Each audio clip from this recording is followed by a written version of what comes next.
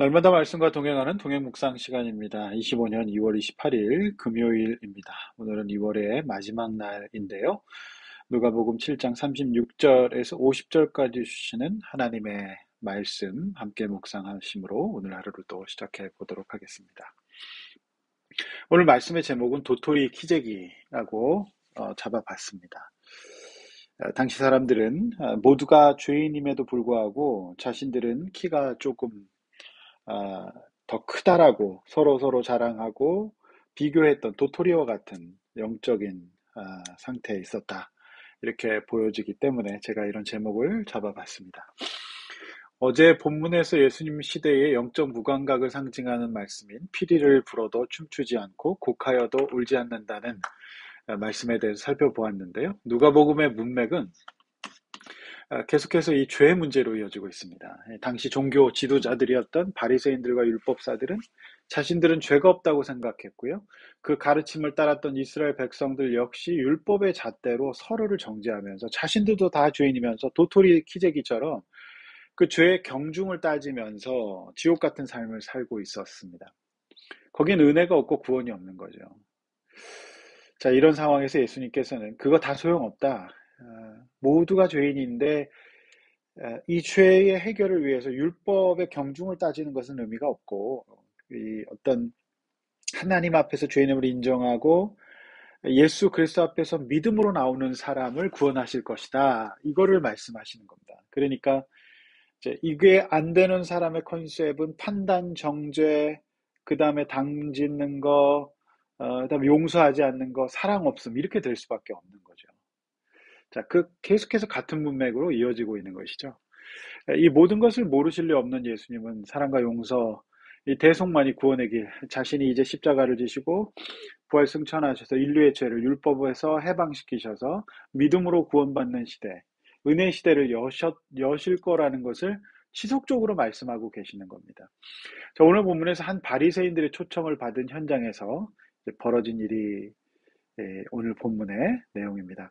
오늘 이 본문이 이제 2월을 보내고 세 달을 맞이한 우리 삶에 어떤 의미가 있을지 함께 보도록 하겠습니다. 36절이죠. 한 바리새인이 예수께 자기와 함께 잡수시기를 청하니 이에 바리새인의 집에 들어가 앉으십니다. 예수님은 그의 청을 거절하지 않으시고 바리새인의 집에 앉으십니다. 이하 문맥을 보면 바리새인은 어떤 예수님께 대한 존경도 애정도 없습니다. 이 초청의 의도는 분명해 보이는데요.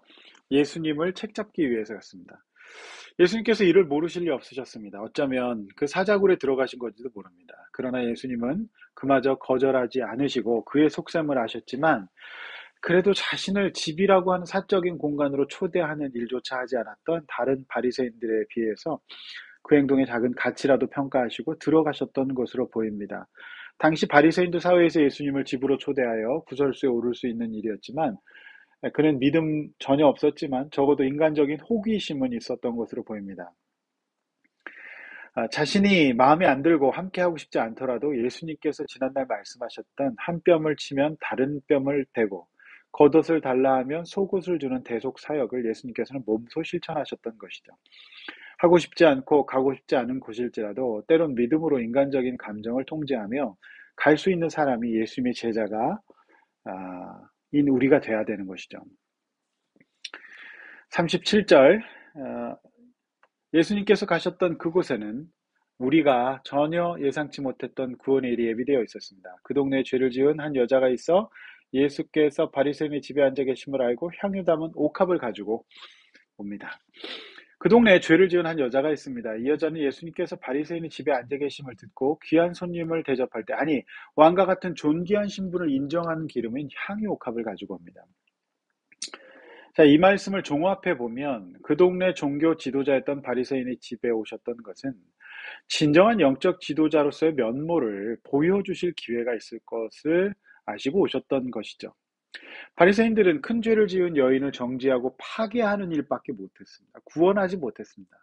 그래 예수님께서는 하나님의 아들로서 어떠한 죄라도 대속하고 구원을 주시는 율법이 아닌 은혜의 시대를 여시는 참된 제사장으로서 역할을 하시기 위해 오셨던 것이죠. 그래서 오늘 이곳에 가신 겁니다. 38절. 이 여인의 죄가 어떤 죄라고 누가복음 오늘 본문 7장에 나오지 않지만 다른 복음서들의 기록에 따르면 간음죄로 보입니다. 그래서 예수의 뒤로 발 곁에 서서 울며 눈물로 그 발을 적시고 자기 털로 닦고 그 발에 입 맞추고 향유를 붓습니다. 이 여인의 행동은 겸손과 낮아진 그 자체입니다. 뒤로 발 곁에 서서 웁니다. 어제 말씀에서 곡하여도 울지 않는 세대라고 예수님 말씀하셨지만 이 여인은 예수님 앞에 나오자마자 자신의 죄를 인정하고 은혜를 구하며 눈물로 발을 적십니다. 자, 누가는 지금 질문하는 거죠. 도전하는 거죠. 과연 누가 하나님 나라에서 큰 자일까? 이걸 생각해 보게 하는 모습이죠. 예수님을 하나님의 아들, 온 세상의 왕, 메시아로 인정한 행위가 향유를 붓는 거였습니다. 그 예수님의 신분에 걸맞는 격을 갖추었던 것입니다. 39절. 예수를 청한 바리새인이 그것을 보고 마음에 이르되 이 사람이 만일 선지자라면 자기를 만지는 여자가 누구이며 어떤 자, 곧 죄인인 줄 알았으리라 하거늘. 자, 예수님의 이 오심, 그러니까 예수님을 초청했던 이 바리새인은 이 모습을 보자 곧 본심을 드러냅니다. 바리새인 시몬은 그 여자가 행한 죄를 알고 있었고 누구인지 알았기 때문에 이분이 만약 선지자라면 그녀가 누구인지 알 것이라고 어디 한번 보자는 식의 말을 합니다. 교만이 가득하죠. 40절. 이걸 모를 리 없는 예수님은 그의 이름 시몬을 부르십니다. 안다는 겁니다. 네 속을 내가 모를 것 같냐? 모르실 리가 없으시죠. 그에게 할 말이 있다라고 오히려 말씀하십니다. 41절에 43절에는 이제 데나리온 비유가 나오죠. 500데나리온 빚진 자와 50데나리온 빚진 자가 있는데 과연 누가 탕감받았을 때 더 크게 그 탕감해 준 사람을 사랑하겠느냐라는 질문이죠. 당연히 답은 많이 탕감받은 자가 아니겠습니까? 자, 그러시면서 44, 46절에서 예수님의 시선을 이제 여인에게 옮겨갑니다. 하시는 말씀이 시몬에게 이르되 이 여자를 보느냐 내가 집에 들어왔을 때 너는 내게 발 씻을 물도 주지 아니하였고 이 여자는 눈물로 내 발을 적시고 머리털 닦았고 너는 내게 입 맞추지 아니하였을 때 그는 내가 들어올 때부터 내 발에 입 맞추기를 그치지 아니하였고 너는 내 머리에 감람유도 붓지 아니하였을 때 그는 향유를 내 발에 부었느니라.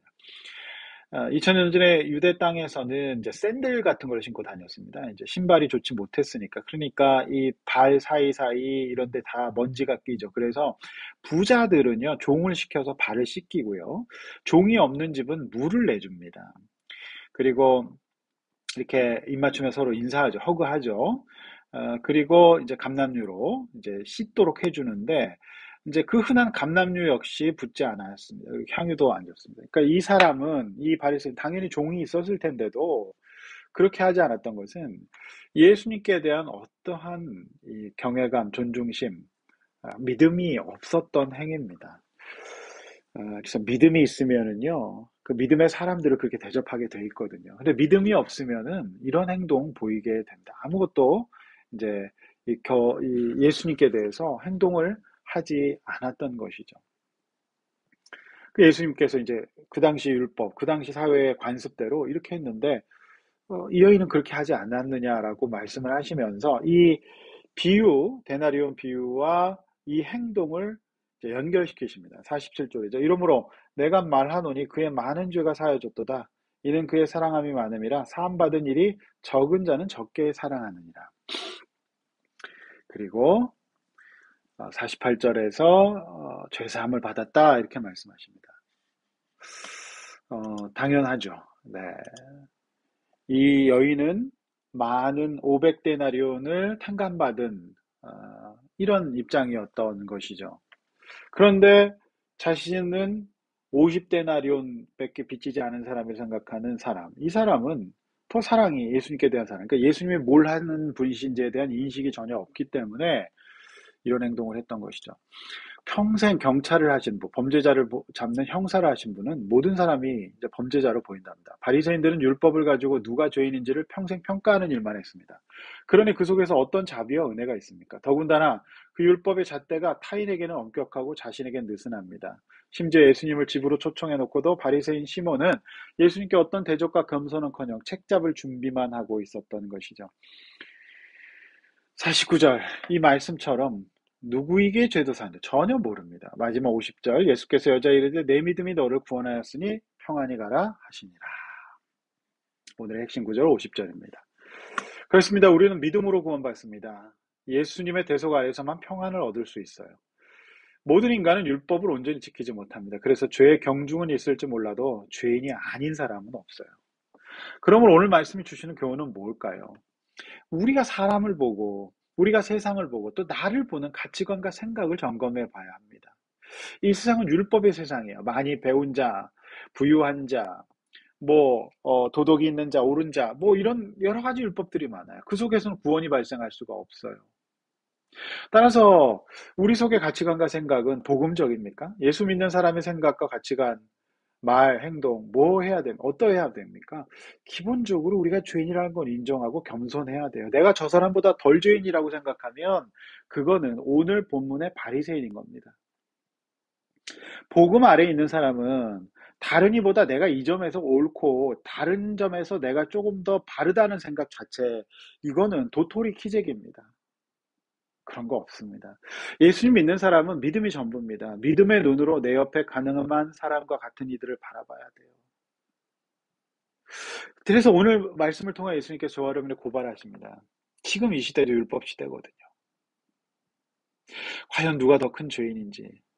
오늘 본문이 가르치고 있는 죄인의 꼬리표는, 죄인을이라고 가르치고 있는 그 화살표는 죄의 경중에서 중한 죄를 범한 사람이 아니라 믿음이 없는 사람,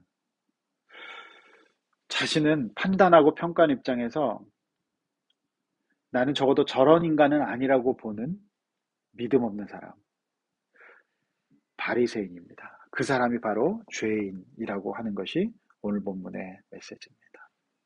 기도하시겠습니다. 하나님 아버지 감사합니다.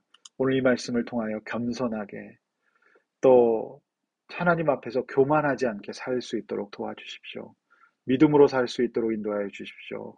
예수님의 이름으로 기도하옵나이다. 아멘.